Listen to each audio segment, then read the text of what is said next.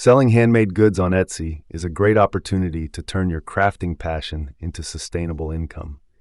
Let's break down how to earn $10,000 a year.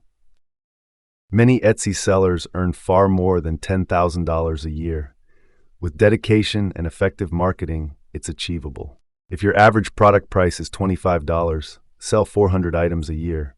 For items at $50, sell 200. Popular handmade goods on Etsy include jewelry, home decor, craft supplies, clothing, and art. Stand out by focusing on quality, using excellent photography, and offering unique items. Attract customers by optimizing listings, promoting on social media, running Etsy ads, and email marketing.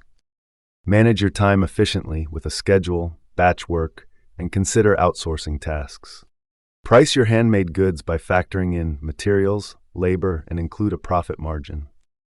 Retain customers by offering excellent service, including a thank you note, and loyalty programs. The biggest challenge is standing out in a crowded market.